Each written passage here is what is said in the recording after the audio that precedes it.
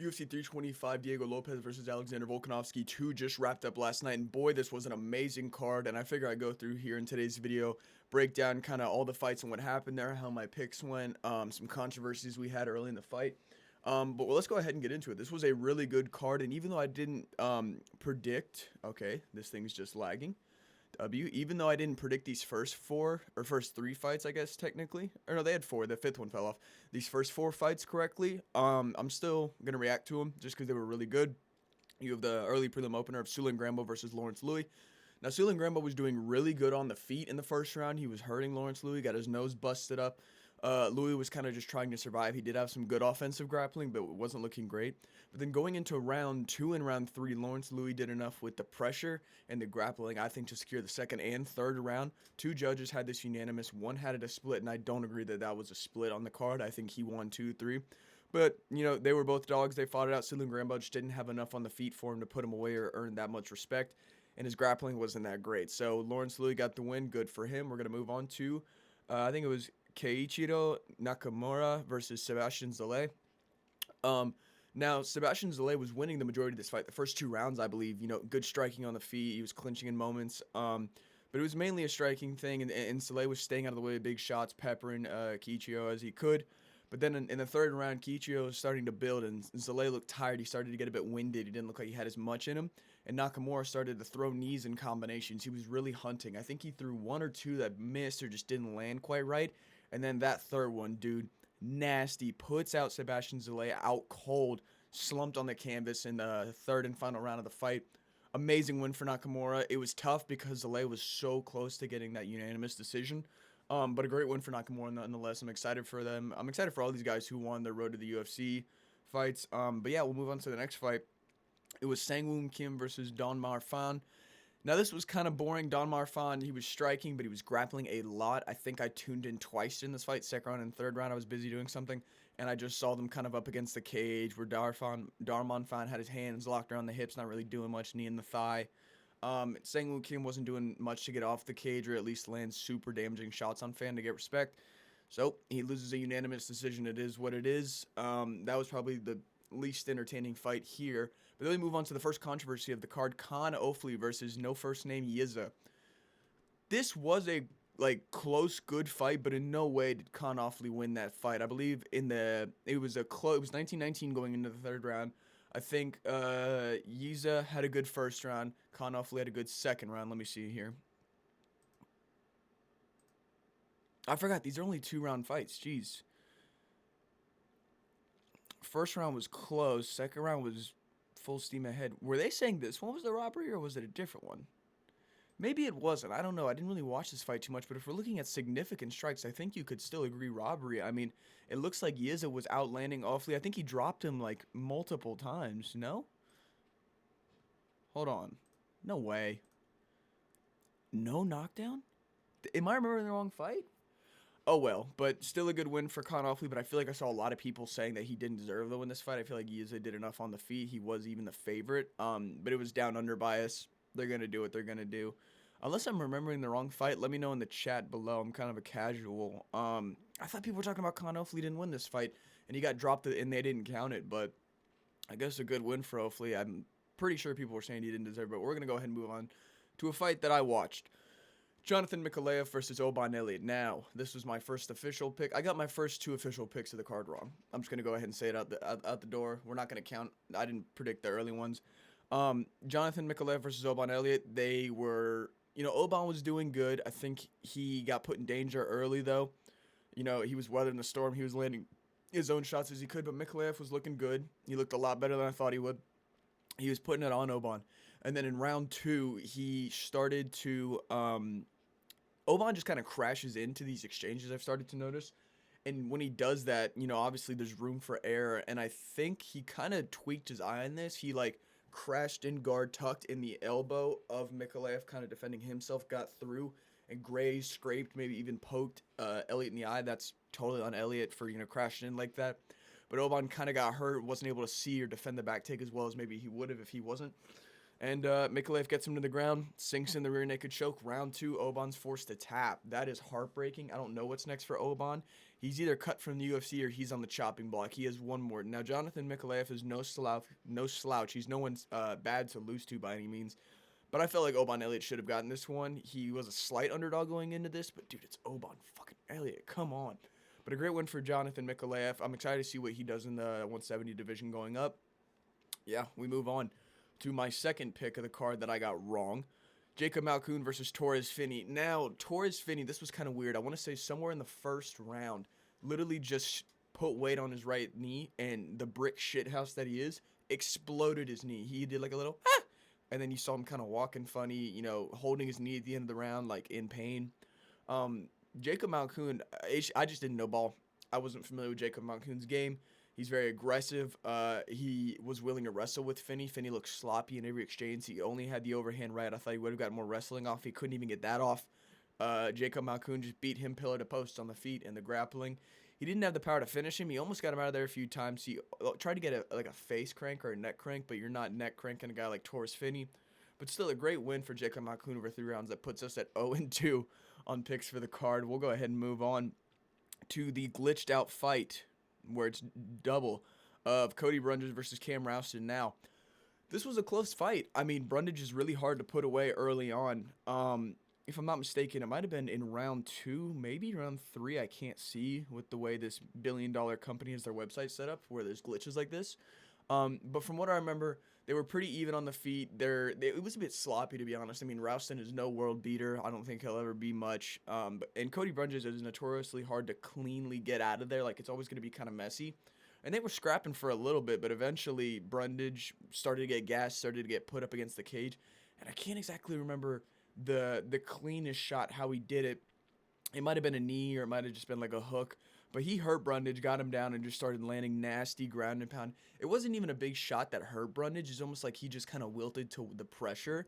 And, you know, Cam Rouston starts shoveling, you know, ground and pound underhooks. He's doing hammer fist over the side of the head. I think he got like 20, 30 shots. He's looking at the ref like, yo. And the ref calls it. Cam Rouston gets a win in his home territory. Has a pretty weird moment on the mic. Can't quite remember it, but he's an interesting fella. But this was the first pick we got right on the card. We picked Cam Rouston. I think we said KO, probably a little bit earlier than it happened, or maybe just around then, but we'll take it. Good win for Cam Rouston. I don't know if he's going to be much in that division, but we'll see what happens. Good win from him. We move on to I can't even tell with the way this card is set up. Is that really all that we watched? You'll have to forgive me. Like, it's the computer, not me. But Junior Taffa versus Billy Alicana. We got this right. 2 for 2. I predicted a KO by Alicana. I thought Taffa would have gotten a little bit sloppy, but again, Taffa's not so chinny, I must be honest. He was having a really good first round. Almost KO'd Alicana. Alicana was giving him way too much respect, cheesing the whole time, hugging, like acknowledging good shots. Like, you got to be locked in there. And he got dropped and almost put out, but the typical Taffa fight, win the first round, you know, by like almost KOing your opponent, and then get subbed in the second round. Tis what it is. We saw it coming. Adios, Junior Taffa. I have nothing else to say about that. This was kind of an easy predict. This honestly would have been the lock of the card if you know anything about a Taffa fight. But yeah, good win for Billy Alicana. He's got a bit to work on, though, getting dropped that bad by a Taffa, bro. Now we move on to the main card. I feel like there was more fights on the prelims, and if I'm missing them, I'm sorry. It's this thing lagging, but we'll open with Jamie Malarkey versus Quillian Salkilled. We went with Quillian Salkilled by like round 1 KO, I think, and we got that right. Not the KO, but we got the round 1 finish. Puts us 3-2 on the card. It was a good opening round. Malarkey was actually being quite difficult to put away. Like, on the feet, he wasn't getting hit cleanly with exchanges. He was shucking off a lot of Quillian's early grappling attempts, but then eventually Quillian does get him down, gets to the back, sinks in the rear naked. I mean, 3 minutes in it was, like, gets the back, gets the half body triangle on the takedown. Almost like a face crank it was, but gets the tap. Too easy. We have a star in the making, Australia. They really need to take their time building this guy, but he seems to have the skill. He seems to be able to deliver, getting first-round finishes against guys. And Malarkey looked a bit more harder to put away than he usually is, so props to him for getting this one done. We got that right. I mean, it was just pillar-to-post ass-whooping. We move on to the Blobfest. Tai Tuivasa. Who knew a guy who had to cut to 265 probably wasn't going to have the energy to finish a fight when the moment came outside of round 1. Tai Tuivasa and Talisman Teixeira go the distance in a sloppy, just fat fest. they both were just whiffing on shots. Taliesin probably won't be much, I'll be honest. But Tai Tuivasa, he had a tough first and second round, getting out grappled and getting out struck. But in the third round, Teixeira had, significantly declined in his energy and his ability to like put mustard on Tai Tuivasa. Fat. They're so fat. Why do they get paid so much money? They train. So he cut weight to make 265 fucking pounds. That's not almost. It's like 50 pounds removed. But two of me. I don't get it. They're going to keep him around because the loss to a guy like Taliesin Teixeira, who's only lost to Lewis, isn't terrible, but an 0-6 skid, any other person besides Tony Ferguson would be cut from the company. They probably want to try to get one more Tai Tuivasa shoey, but I don't know. This might be the end of the road for Tai Tuivasa. He's early, mid-30s, I think. He's focusing on other business ventures in Australia. I think it's time that he hangs him up. He should have retired after this fight. I don't see them giving him another matchup that's even an easy win because I could see a Josh Hokett beating him. I could see a Steven Asplund beating him with volume.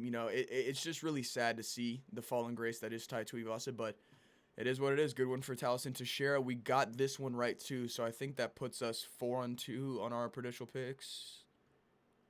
2-2, 3-2, 4-2. Yeah, 4-2 on our official predictions because we didn't predict the first four fights. We move on to Mauricio Huffy versus Rafel Fizzier. Now, this was my most 50-50 pick, and I picked wrong.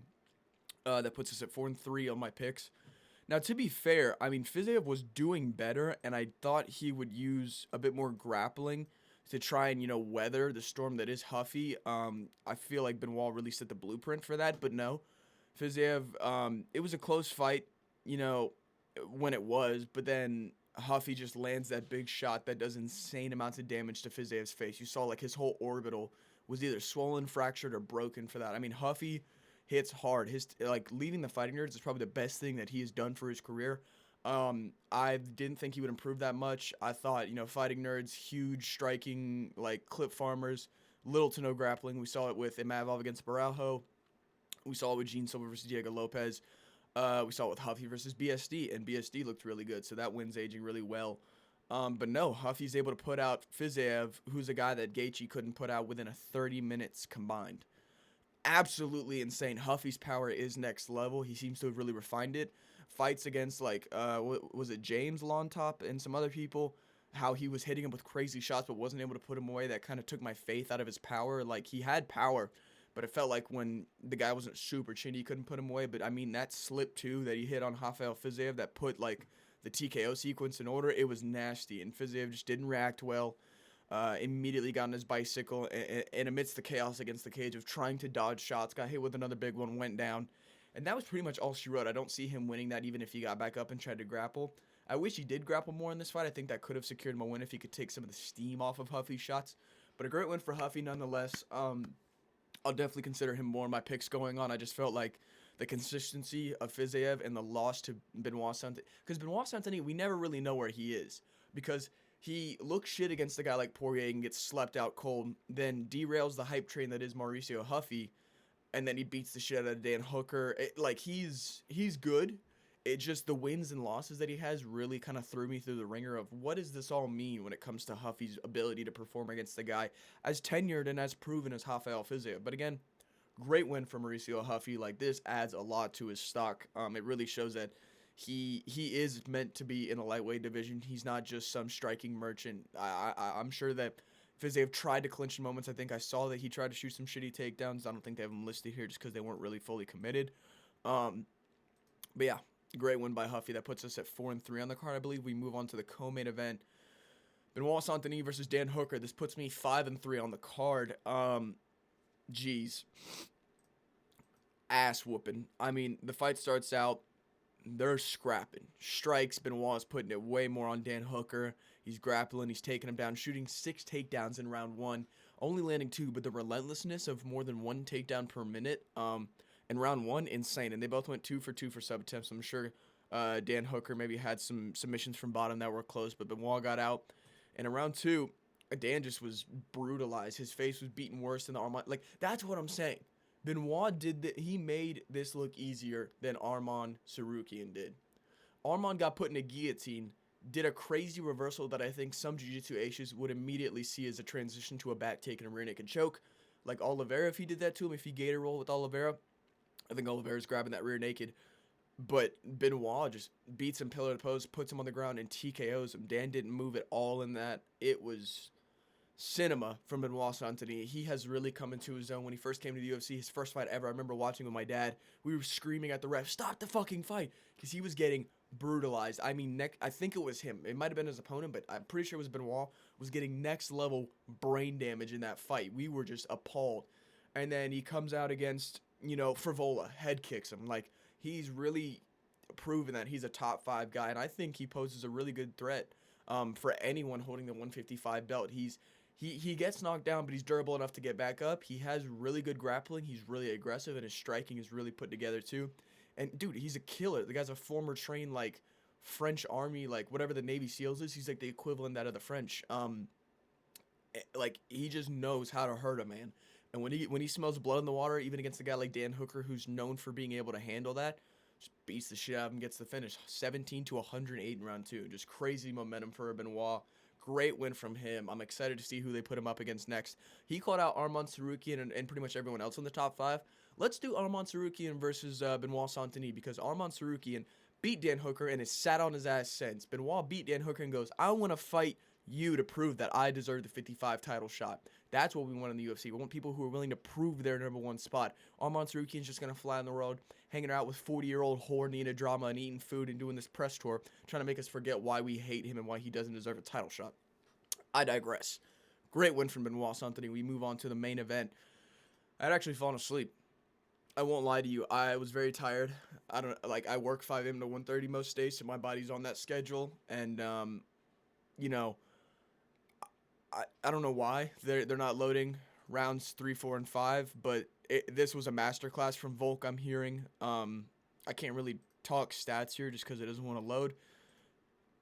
I don't think there was any crazy knockdowns, but again, a great win for Volkanovski. He was able to beat up Diego over 5 rounds. I don't know if Diego won any rounds. Now, Diego did better moments. You saw him obviously like emoting a little bit. I don't know if he took as much damage in this fight. It might have been closer. Excuse me. Might have been closer, but Alexander Volkanovski looked way more put together. Some people were saying it was boring, like how tit for tat it was, but that's just the Volk fight. Volk's been doing that since the beginning. He's going to do what it takes to win. I mean, he's not going to go for the KO and get himself slept. He's a very calculated fighter, and against a guy like Diego, we've never seen a KO show itself. Even against Gene Silva, when he thought that there was a TKO building, he slept him out cold with a spinning elbow. So I respect Volkanovski for taking this fight. I respect Diego for taking this fight. It looks like it was a great win for Alexander Volkanovski. Legacy defining, able to put, the period on the rematch, showing that, hey, I got knocked down in that first fight, and this was close, and this will be close again because Diego's just that good. Volk's just that much better is what I got to say here. Great win for Volk. I think that puts us like 6-3 on our picks. It's not terrible. It's not great. 67%. Yeah, I forgot to switch to these tabs when I was talking about it. I got the Mauricio Huffy KO, got the Benoit Saint-Denis. But a great win for not Diego Lopez, a great win for Alexander Volkanovski. A great card overall, really. Most fights delivered. We did have some weird moments with some sketchy judging, split decisions, robberies. It was what it was. The main events delivered. I think Benoit Saint-Denis putting it on Dan Hooker. Volk having a feel-good moment because everybody was saying he was going to get beat now that he's 37 years old and chinny. I don't know what he would have done in the year between the Volkanovski-Lopez 1 fight that would have made him chinny. People are just stupid, myself included. But yeah, great win for Alexander Volkanovski. Let's make Arnold Allen, not Arnold Allen. Let's make he's trending. Let's make Movsar Evloev versus Lerone Murphy. I think the winner of that gets a number 1 contender or a title shot. I don't think Gene Silva should be next for the title shot. I don't understand how. Like, I understand the situation we're in if they give it to him and the hype that they want to put behind him, but I think if Gene Silva just lost to the guy who's clearly the second best of the division outside of the champ, I don't think he should get to hop the line and fight the champ. I think they should do like a Gene Silva maybe versus a Yair Rodriguez, since Yair's wanted to sit out on his ass for years, and talk shit at Diego but deny the fight. I think they should make Yair versus Gene Silva. Sorry, I'm stuttering. It's early in the morning. I'm sleepy. But a great one for Volkanovski. All I'll say, a great card. I think this was a really good back-to-back, like numbered event. The Paramount was able to put on. We don't have any numbered events in February, but I think we have fight nights.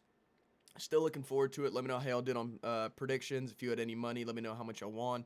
If you had any, insights about the fights that maybe I didn't discuss here, just any, future fights that you're thinking about at the 145 division or any of the other divisions, please let me know in the comments below. Like, comment, share, subscribe. I appreciate y'all watching, and see ya.